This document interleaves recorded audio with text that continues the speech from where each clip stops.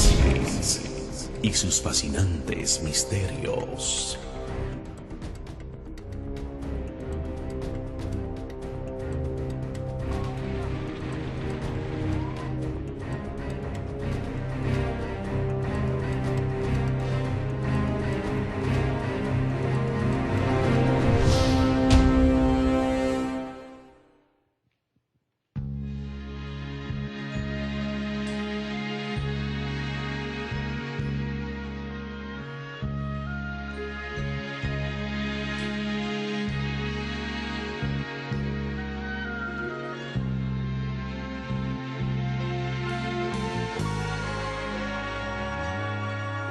Jesús es mi Salvador, yo le alabo por su amor, porque Él me redimió y llegó a ser mi Salvador. Jesús es mi Salvador, por el mundo al caminar me encontraba sin la paz, y en momentos de aflicción su gran amor me consoló. Jesús es mi Salvador.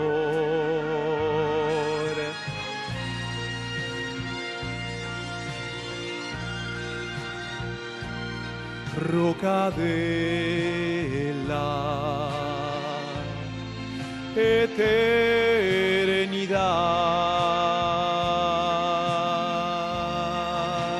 fuiste abierta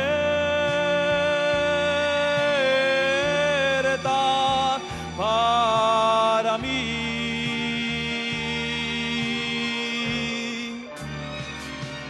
Roca eterna es mi Jesús, oh cuán precioso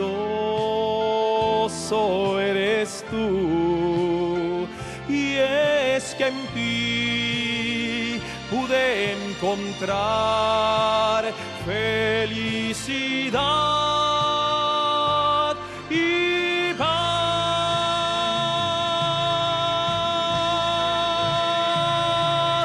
y ahora vivo por su amor, gozando de su perdón. Tú cambiaste mi corazón, llegaste a ser mi Salvador.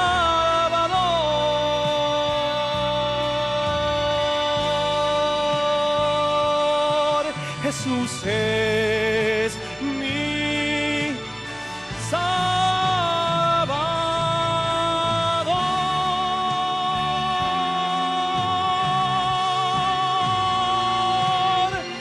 Salvador.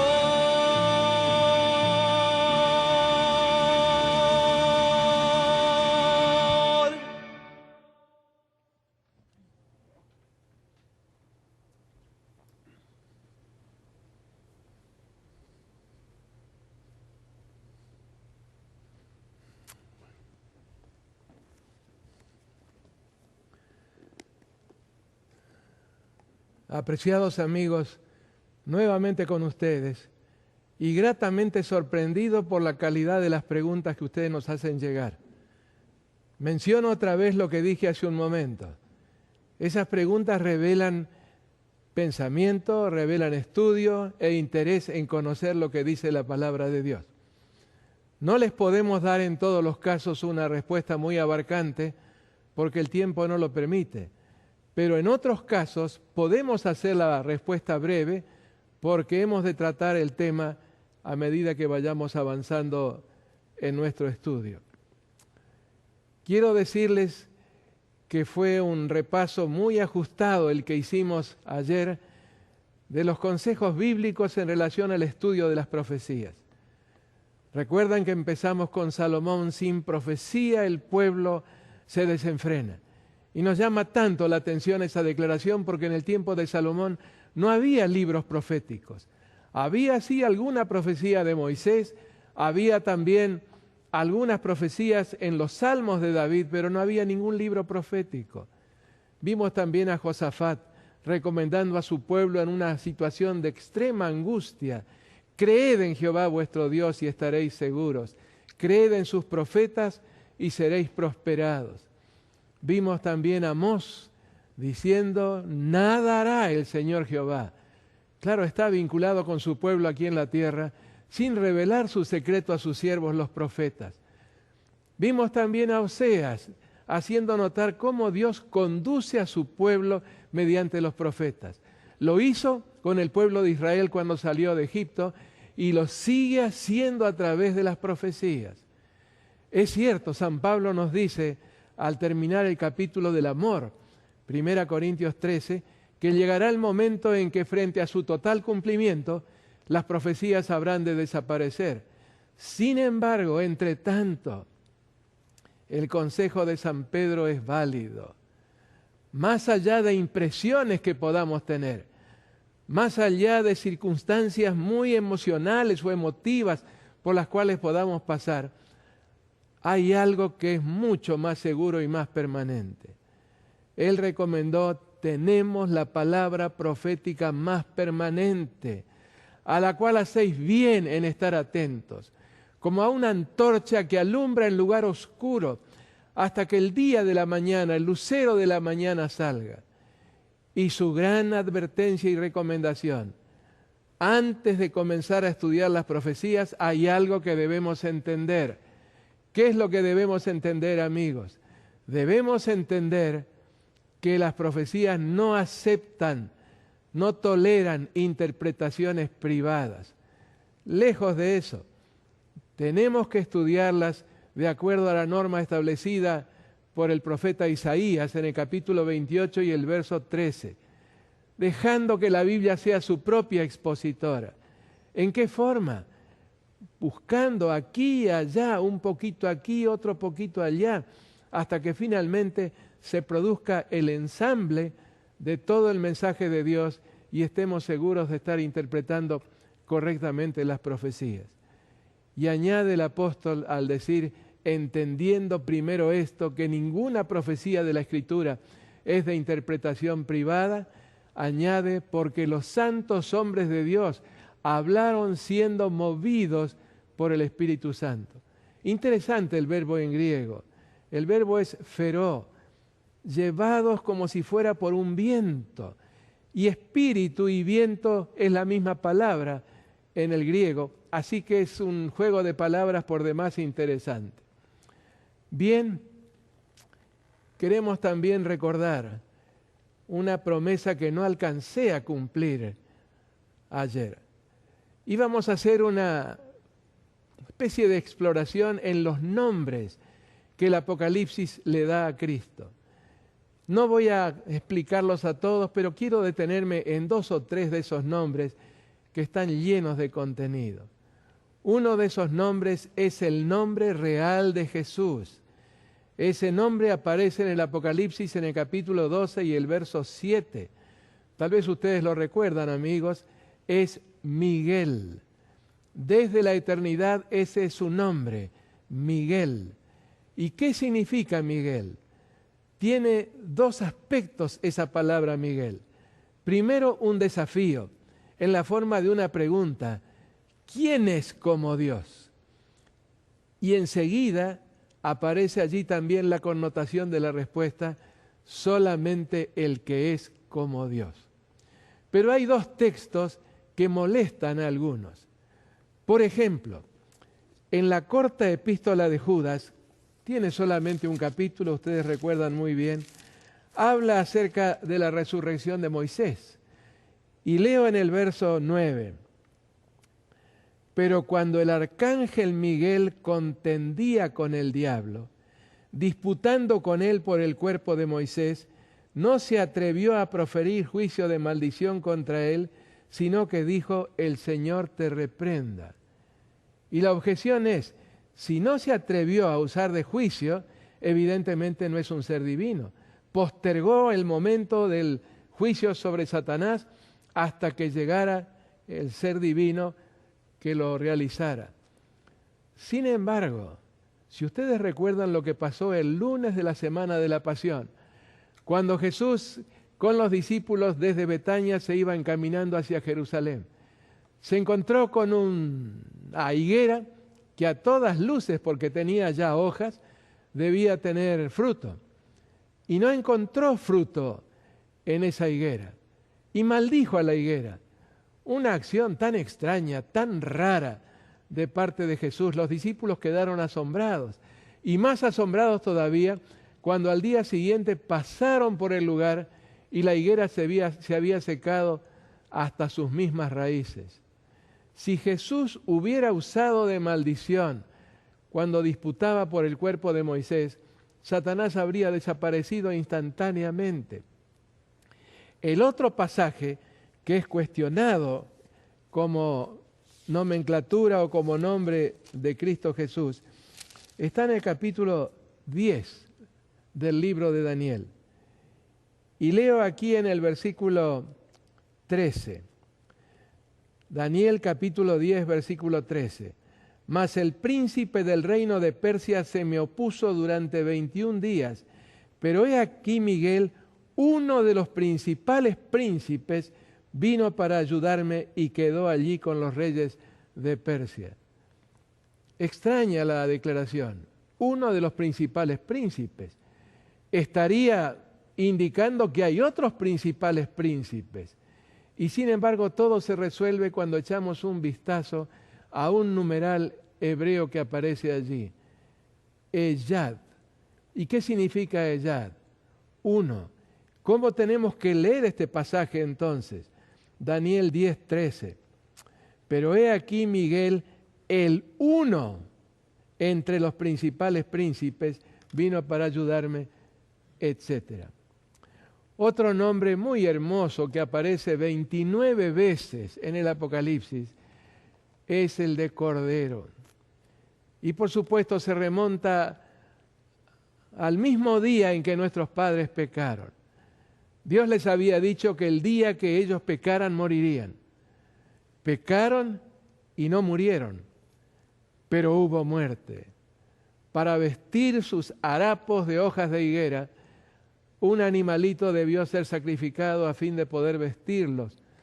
Ese animalito que murió como sustituto inocente, un símbolo tan apropiado de aquel que habría de morir por ellos para salvarlos. 29 veces aparece la palabra Cordero. Cuando San Juan el Bautista vio acercarse a Jesús al Jordán, dijo algo que él mismo no alcanzó a entender bien. Dijo: he aquí el Cordero de Dios que quita el pecado del mundo. Y estaba diciendo por inspiración divina una gran verdad. Conectamos con Isaías 53, donde encontramos todo lo que se dice acerca de este Cordero, el siervo sufriente, el Hijo de Dios que habría de dar su vida por los pecadores. Hay otra declaración, otro título que se le da a Jesús, y es el tercero. No voy a mencionar ninguno más por falta de tiempo. Se lo menciona a Jesús en el capítulo 1 como el primogénito de los muertos. ¿Qué querrá decir el primogénito de los muertos? Les recuerdo que en el Salmo 89, el verso 27, Dios habla de un hijo que a él habría de declararlo primogénito. Y cuando llegamos a la Anunciación, allí en San Juan, en Lucas, el capítulo 1, encontramos que Gabriel le dice algo muy extraño, por supuesto, muy llamativo, pero al mismo tiempo muy revelador a María. A María, que estaba vacilante en relación a lo que se le estaba pidiendo, Gabriel le dijo, aquí está en Lucas el capítulo 1, el versículo 32 y después el 35. Leo primeramente el versículo 32. Y ahora concebirás en tu vientre y darás a luz un hijo y llamarás su nombre Jesús. Este será grande y será llamado Hijo del Altísimo, y el Señor Dios le dará el trono de David su padre. Y en el verso 35, cuando después que María dijo, ¿cómo será esto? Pues no conozco varón, respondiendo el ángel le dijo, el Espíritu Santo vendrá sobre ti, y el poder del Altísimo te cubrirá con su sombra, por lo cual también el santo ser que nacerá será llamado Hijo de Dios. ¿Cuándo fue llamado Hijo de Dios? Usted me dice, bueno, el Padre por lo menos en 3 ocasiones durante su ministerio se refirió a Jesús como el Hijo de Dios. Este es mi Hijo amado en el cual tomo contentamiento. Y sin embargo, no fue declarado Hijo de Dios hasta, según nos dice Romanos el capítulo 1 y el verso 3 y el 4, hasta la resurrección de los muertos, cuando Él fue resucitado. Romanos capítulo 1, leo los primeros pocos versículos de este capítulo. Aquí está. Pablo, siervo de Jesucristo, llamado a ser apóstol, apartado para el Evangelio de Dios, que Él había prometido antes por sus profetas en las Santas Escrituras, acerca de su Hijo, nuestro Señor Jesucristo, que era del linaje de David, según la carne, que fue declarado Hijo de Dios con poder, según el Espíritu de Santidad, por la resurrección de entre los muertos. Allí fue proclamado, no solamente primogénito de los muertos, sino que fue proclamado Hijo de Dios en plenitud. Y los llevo a un versículo más, en este caso en San Lucas, el capítulo 20. Y allí encontramos la contraparte que corresponde a los hijos de Dios. Miren lo que dice aquí. Le habían venido a Jesús con una trampa en relación a un hombre que había, una mujer que había quedado viuda y etcétera, etcétera, se había casado por lo menos una media docena de veces más. Entonces Jesús dijo, San Lucas 20, 34, entonces respondiendo Jesús les dijo, los hijos de este siglo se casan y se dan en casamiento, mas los que fueren tenidos por dignos de alcanzar aquel siglo y la resurrección de entre los muertos, ni se casan ni se dan en casamiento, porque no pueden ya más morir, pues son iguales a los ángeles y son hijos de Dios al ser hijos de la resurrección. Son muchos los apelativos, los nombres y los títulos que el Apocalipsis les da a Cristo. Apenas hemos repasado 3 de ellos y tenemos que pasar ya a nuestro tema, que es un desafío muy difícil de cumplir. Pretendo con la ayuda del Señor cubrir el tema de las 7 iglesias del Apocalipsis. Antes, déjenme decirles lo siguiente. Podemos dividir el Apocalipsis en 2 partes más o menos iguales en extensión. Hay una parte o sección histórica que llega hasta el fin del capítulo 11. No fue histórica cuando San Juan recibió la revelación y la consignó por escrito. Pero desde nuestra perspectiva, desde nuestro punto de vista, como prácticamente todo se cumplió, es histórica. En el caso de las iglesias, estamos en la última iglesia, que es la iglesia de la Odisea, y hay una pregunta en relación a eso que fue mencionada. En el caso de los sellos, estamos en un compás de espera, en la terminación del 6º sello y después la apertura del 7º. Y en el caso de las trompetas, la tercera de las series proféticas, estamos en otro compás de espera entre el 6º sello en su terminación y entre la 6ª trompeta en su terminación y el cumplimiento de la 7ª. Ahora, del capítulo 13 hasta el fin, tenemos la sección de los acontecimientos finales, que técnicamente se refiere como sección escatológica, del capítulo 13 hasta el capítulo 22. Y usted me dice, pero el capítulo 12, El capítulo 12 hace las veces de una bisagra, de un gozne, de un vínculo, un eslabón que une las dos mitades, y ya lo veremos en su oportunidad por qué. Y ahora sí, pasaremos al tema que queremos considerar en esta noche. Y la verdad es que el reloj está marchando muy rápido, más rápido de lo habitual. No, lo está haciendo en su ritmo regular, pero tenemos mucho por delante. Las iglesias son introducidas en el capítulo 1, el versículo 4 y el 11. Vamos a leer los versículos 9 al 11, donde son introducidas las 7 trompetas con toda claridad. Capítulo 1, versículos 9 hasta el 11. Seguramente va a aparecer en la pantalla. Yo, Juan, vuestro hermano y copartícipe vuestro en la tribulación, en el reino y en la paciencia de Jesucristo, estaba en la isla llamada Patmos por causa de la palabra de Dios y el testimonio de Jesucristo. Yo estaba en el Espíritu en el día del Señor y oí detrás de mí una gran voz como de trompeta que decía: yo soy el Alfa y la Omega, el primero y el último.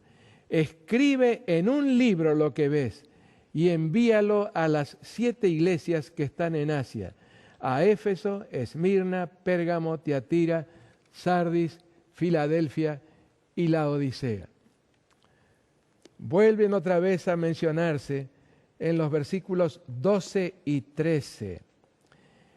Y me volví para ver la voz que hablaba conmigo, y vuelto vi 7 candeleros de oro, y en medio de los 7 candeleros a uno semejante al Hijo del Hombre, vestido por una ropa que llegaba hasta los pies, y ceñido por el pecho con un cinto de oro.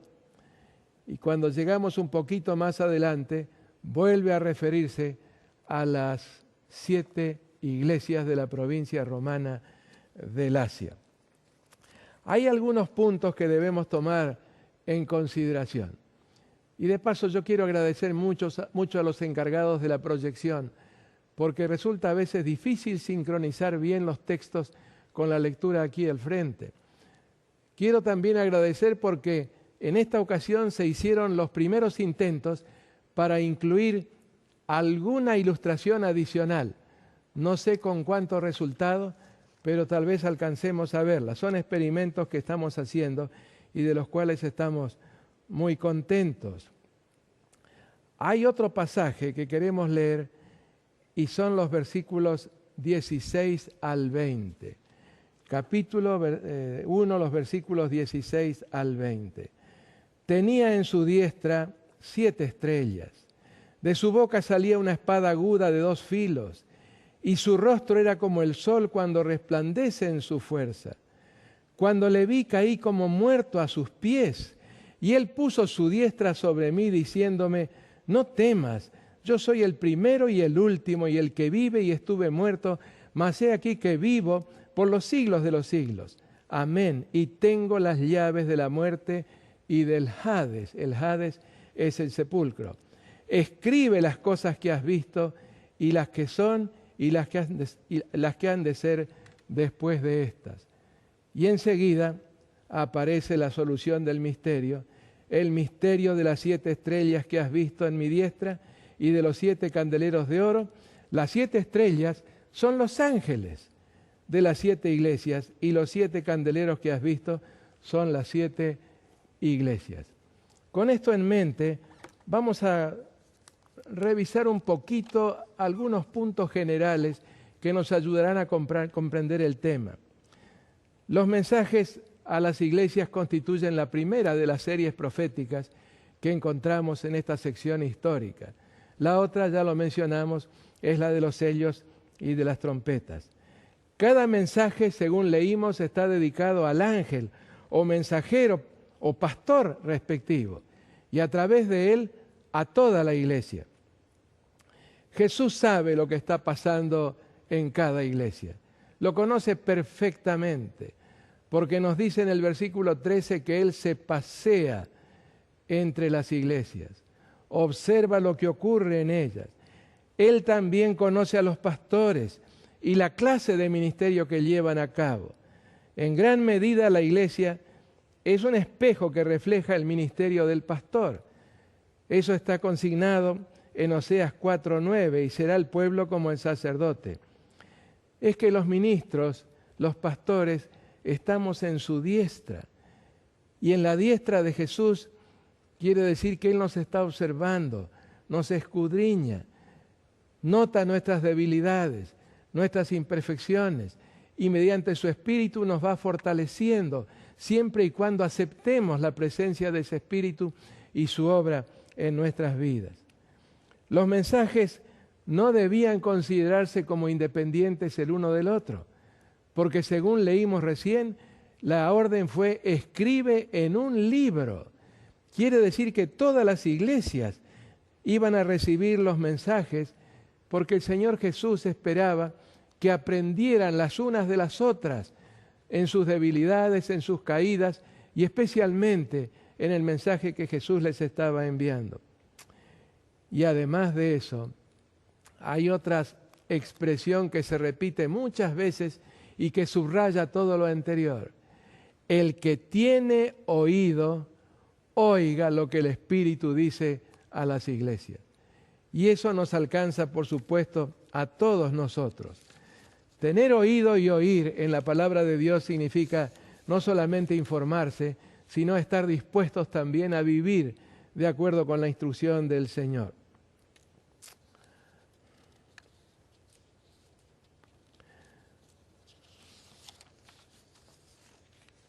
Hay un testimonio muy interesante en relación a los destinatarios de estas epístolas. Me refiero a un documento del año 200, el Canon Muratori. No sabemos quién lo escribió, pero es algo así como el primer microcomentario del Apocalipsis. Y dice: Juan escribió a las 7 iglesias. Es cierto. Y sin embargo se dirigió a todas ellas. Y esta convicción fue expresada por muchos escritores, muchos autores a lo largo de la historia cristiana. Mientras que en los mensajes a las 7 iglesias hay algunos elementos que son de aplicación limitada, hay muchos otros que son universales y permanentes en su aplicación. ¿Dónde estaban esas iglesias? Estaban en la provincia romana de Asia. Y usted me dice, ¿qué es eso de la provincia romana de Asia? Bueno, tenemos que retroceder hasta el año 130, 133 antes de Cristo, cuando murió el rey de Pérgamo, y murió sin descendientes. Me refiero a Atalo III. Y él donó el territorio de Pérgamo a Roma. En poco tiempo Roma lo transformó en la provincia romana de Asia. Y en ese sitio predicaron el apóstol San Pablo en su tercer viaje misionero. Estuvo casi 3 años allí en la ciudad de Éfeso, que era la capital de esa provincia. Allí también desempeñó su ministerio San Juan hasta la ancianidad. Y cuando Jerusalén fue destruida en el año 70 por los romanos, el centro del cristianismo pasó a ser la ciudad de Éfeso. Hay algo que resulta muy interesante. Cuando echamos un vistazo a un mapa en ciertas clases de proyecciones cartográficas, encontramos que las iglesias estarían como dibujando un candelabro. Y lo interesante del caso es que los mensajes correspondientes a las iglesias que forman esos brazos de candelabro se asemejan mucho. Tendríamos en el de más abajo a Éfeso y a la Odisea. ¿Qué caracterizó a estas iglesias? Una buena teología, inobjetable, pero lamentablemente tan solo de una naturaleza intelectual o teórica. En el siguiente brazo tenemos a Esmirna y Filadelfia.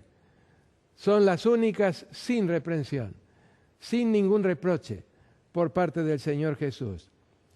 Pérgamo y Sardis aparecen como moribundas, espiritualmente moribundas. Mucha apariencia, pero sin la sustancia correspondiente.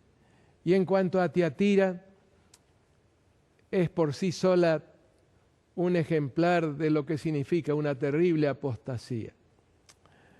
¿Había otras iglesias en la provincia romana de Asia? Sí, había por lo menos dos más, Colosas y Hierápolis, que son mencionadas en la Biblia.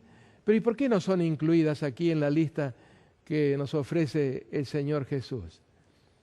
En primer lugar, porque es evidente que Jesús quería mantener el número en 7. Y en segundo lugar, porque probablemente las características de las 7 elegidas en alguna manera se repetían también en las 2 que fueron dejadas afuera. El orden en que se las menciona corresponde a la ruta que debía seguir el mensajero que idealmente portaría estas cartas. Desde Éfeso, pasando por Esmirna en rumbo al norte, avanzando hasta Pérgamo y entonces torciendo un poco hacia el este y después otra vez hacia el sur.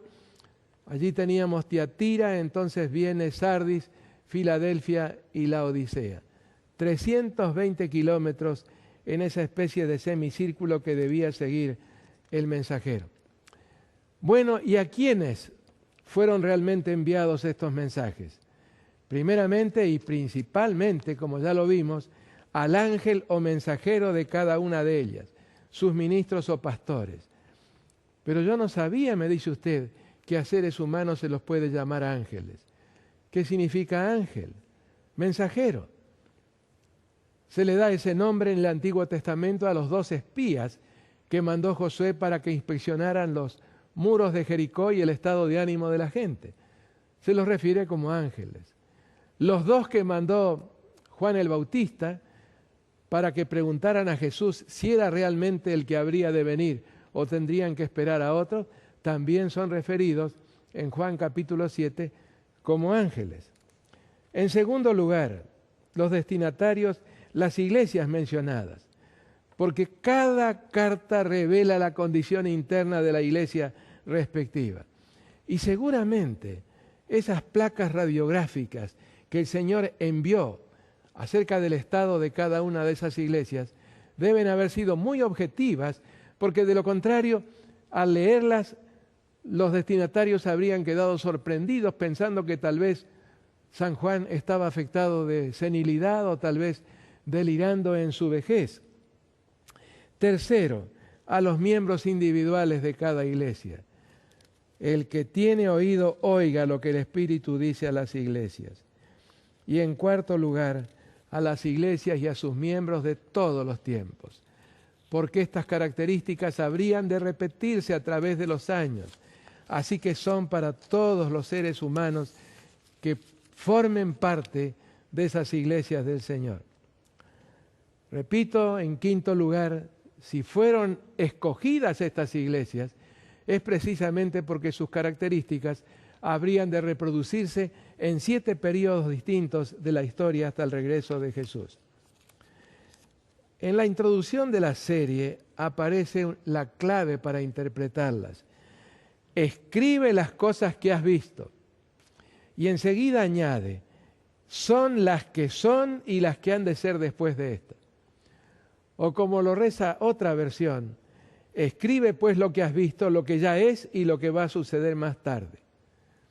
Y en el capítulo 4, el versículo 1, donde se introduce la segunda serie, la serie de los 7 sellos, se repite la misma frase. Sube acá que te voy a enseñar lo que ha de suceder después. En segundo lugar, cuando comparamos Apocalipsis 2 y 3 con las profecías en el libro de Daniel, nos encontramos que hay un anticipo de una declinación espiritual muy marcada, un proceso gradual de apostasía, de compromiso paulatino con la verdad. Lo mismo puede decirse de las persecuciones. Hay un paralelismo entre lo que anticipó Daniel y lo que encontramos en estos capítulos en relación a las iglesias. Tercero, los elementos predictivos nos hablan acerca de tribulaciones. 3 tribulaciones aparecen claramente anticipadas. En el capítulo 2, el versículo 10, una persecución de 10 días. Avanzamos un poquito y encontramos más adelante que dice, yo la arrojo a la cama, está hablando de Jezabel, juntamente con sus hijos. Ya veremos a qué corresponde ese símbolo. Y ahí finalmente, en el capítulo 3, el versículo 10, la gran tribulación final, la hora de prueba que ha de venir al mundo entero para probar a los que moran en la tierra. Y quiero decirles que con la ventaja de lo ya cumplido, viviendo como estamos viviendo en el siglo XXI, nos damos cuenta de que tenemos una gran ventaja sobre aquellos que fueron viviendo en los distintos períodos del cumplimiento de lo anticipado. Hay 3 características que encontramos en la serie de las 7 iglesias que son muy llamativas. La característica de la continuidad. Es evidente que arrancando de los tiempos de San Juan nos llevan hasta la restauración final de todas las cosas prometidas y realizadas por el poder de Dios. Otra característica es la amplitud, el prolongado conflicto entre Cristo y el anticristo y su desenlace final. Y una más es el principio de la recapitulación. ¿Qué quiere decir recapitular? Pues volver al principio. Encontramos series como las 7 iglesias, los 7 sellos y las 7 trompetas que más o menos se corresponden, son paralelas, cada una enfocando a la iglesia o acontecimientos relacionados con la iglesia desde ángulos distintos. Déjenme darles algunos ejemplos de individuos que captaron perfectamente que las 7 iglesias no eran solamente esas del tiempo de San Juan, sino que habrían de corresponder a 7 períodos a lo largo de los siglos. Victorino, el autor del primer comentario sobre el Apocalipsis, él murió en el año 304. Él fue el que llamó la atención a este principio de la recapitulación y el primero en interpretar las 7 iglesias como 7 períodos en la historia de la iglesia. Otro autor, unos 300 años después, llamado Beda el Venerable, lo que encontramos en las 7 iglesias es la figura de la séptuple iglesia cristiana en secuencia histórica. La Odisea, escribió Beda en el siglo VIII, corresponde a la iglesia justamente antes del regreso de Jesús. Bueno, Berengario, que fue un canónico en la catedral de Tours, él murió en el año 1088, sostuvo que estaba viviendo en el período de Pérgamo, porque el trono de Satanás se había asentado en la iglesia.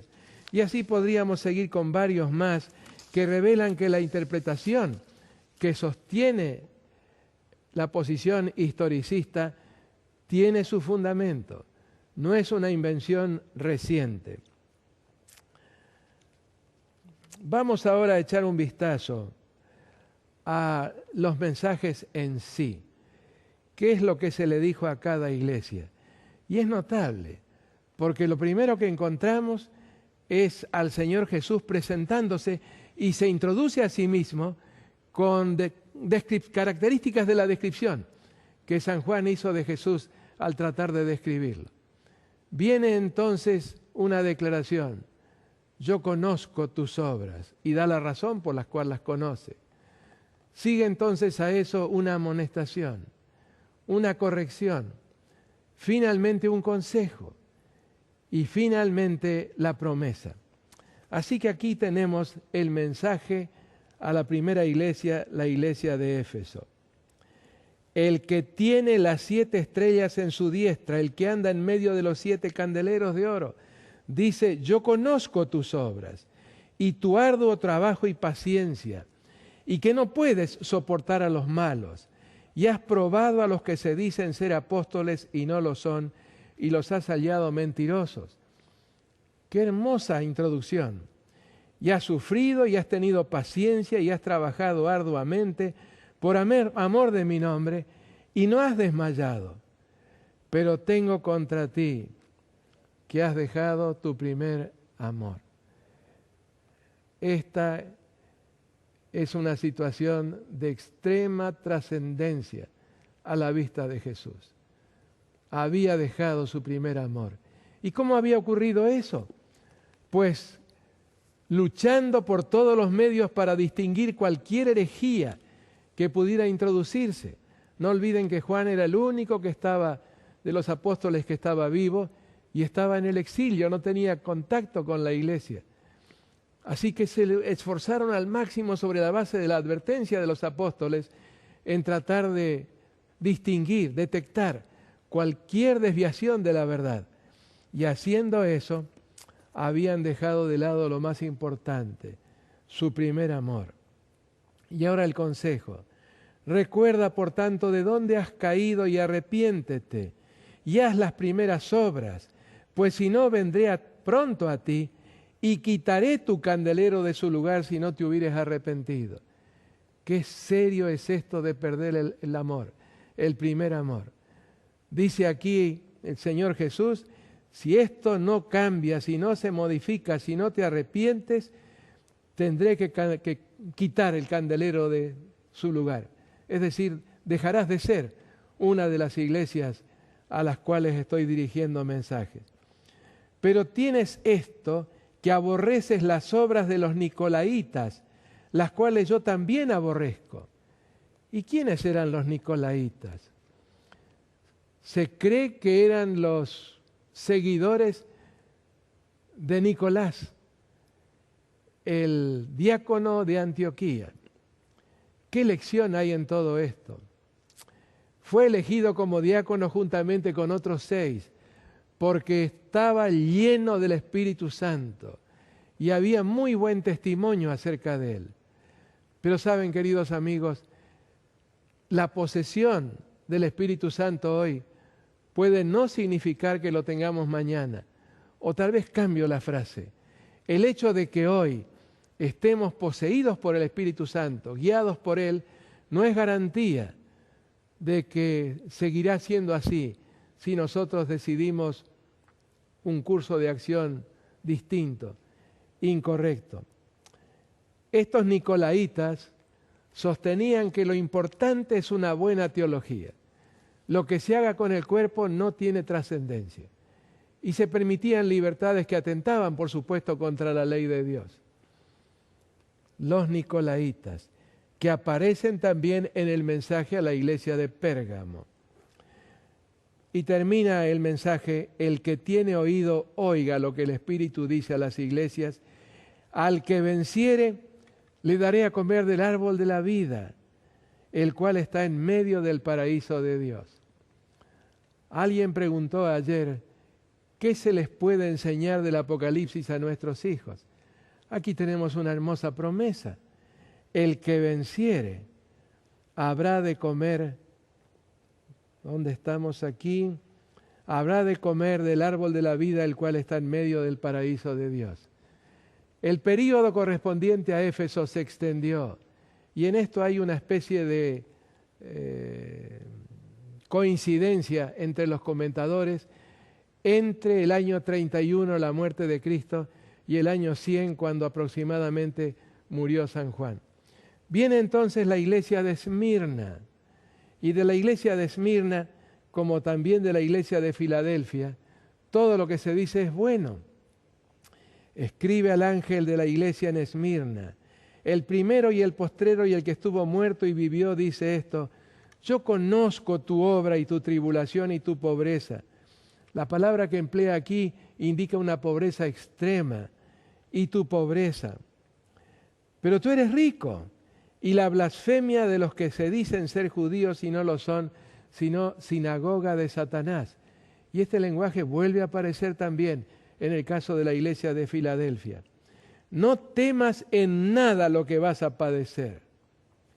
He aquí el diablo echará a alguno de vosotros en la cárcel para que seáis probados y tendréis tribulación por 10 días.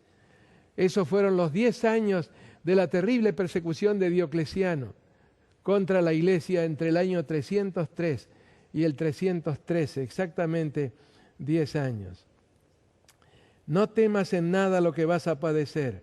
He aquí el diablo echará a algunos de vosotros en la cárcel para que seáis probados y tendréis tribulación por 10 días. Sé fiel hasta la muerte y yo te daré la corona de la vida. El original dice la corona que es vida. sé fiel hasta la muerte. Eso nos llega a nosotros como un mensaje y como una promesa, y recibiremos la corona que es vida. El que tiene oído, oiga lo que el Espíritu dice a las iglesias, y se repite, el que venciere no sufrirá daño de la segunda muerte. Los hermanos de la iglesia de Esmirna experimentaron la primera muerte, pero no habrán de sufrir daño de la segunda muerte. El mensaje a Pérgamo ya está presentando un cuadro de apostasía bastante marcado en la iglesia. Dice el que tiene la espada aguda de 2 filos, dice esto, yo conozco tus obras y donde moras, donde está el trono de Satanás. Quiere decir que lo que el Apocalipsis llama el trono de Satanás habría de ubicarse en la iglesia, precisamente en el período correspondiente, es decir, del año 313 al 538, que es el período correspondiente a Pérgamo. Y hay una razón histórica para eso. Cuando fue destruida la ciudad de Babilonia, toda la cúspide intelectual de Babilonia consiguió escapar y se refugió en Pérgamo y se estableció allí hasta que a su vez también Pérgamo fue destruida y se trasladaron a Roma y llevaron toda esa tradición babilónica a Roma. Algo más dice, yo conozco tus obras y donde moras, donde está el trono de Satanás, pero retienes mi nombre y no has negado mi fe, ni aun en los días en que Antipas, es una forma genérica de referirse a todos los que habrían de morir como consecuencia de la persecución del poder religioso apóstata, presuntamente cristiano, pero que no lo era. Antipas, mi testigo fiel, fue muerto entre vosotros donde mora Satanás. Tengo unas pocas cosas contra ti, que tienes ahí a los que retienen la doctrina de Balaam, que enseñaba a Balac a poner tropiezo a los hijos de Israel, a comer de cosas sacrificadas a los ídolos y cometer fornicación. Las normas morales en este período habrían de decaer profundamente al paganizarse más y más la iglesia cristiana, en un proceso de abierta apostasía. Y también tienes a los que retienen la doctrina de los nicolaitas, que yo aborrezco. Por tanto, arrepiéntete, pues si no, vendré a ti pronto y pelearé contra ellos con la espada de mi boca. Y entonces la promesa, el que tiene oído, oiga lo que el Espíritu dice a las iglesias. Al que venciere, daré a comer del maná escondido, y le daré una piedrecita blanca, y en la piedrecita ha escrito un nombre nuevo, el cual ninguno conoce, sino aquel que lo recibe. ¿Qué significa esto? El maná escondido es que a pesar de la persecución, a pesar del gran sufrimiento que experimentarían de la iglesia presuntamente cristiana, pero ahora apóstata, Dios se encargaría de que el alimento espiritual no les faltara. Es el maná escondido que de alguna manera habría de sostenerse, de perpetuarse entre los fieles hijos de Dios. ¿Y qué es esa piedrecita blanca? Echando un vistazo a la historia nos damos cuenta que se trata de las teceras. Y ese nombre está en el diccionario. Por ejemplo, el campeón de alguna de las ciudades de aquel entonces ganaba el primer premio. El primer premio generalmente consistía en una ramita de laurel o de olivo o alguna cosa por el estilo. Pero además había otro premio, que eran piedrecitas blancas que podían canjearse en los almacenes imperiales por cosas que fueran de valor. Además, las piedrecitas blancas se empleaban, por ejemplo, cuando alguien viajaba a cierta ciudad y le preguntaba a un amigo, ¿tienes tú conocidos en esa ciudad? Y allí este amigo que tenía conocidos allí, a su amigo le daba una piedrecita blanca con un nombre y eso le garantizaba la hospitalidad en ese hogar al cual se iba a dirigir. El Señor nos promete un nombre nuevo. Y seguimos todavía. Por tanto, arrepiéntete, y la promesa tan hermosa. llegamos a la iglesia de Tiatira, la única que refleja alguna mejoría. El Hijo de Dios, el que tiene como llama de fuego, ojos como llama de fuego y pies semejantes al bronce bruñido, dice esto: yo conozco tus obras y amor y fe y servicio y tu paciencia, y que tus obras postreras son más que las primeras, un atisbo de mejoría.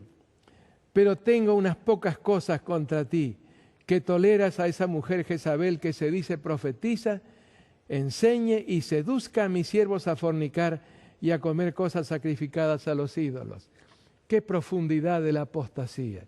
A esta mujer la encontramos otra vez en el capítulo 17 del Apocalipsis y se la refiere como misterio, Babilonia la Grande, la madre de las rameras y de todas las abominaciones de la tierra.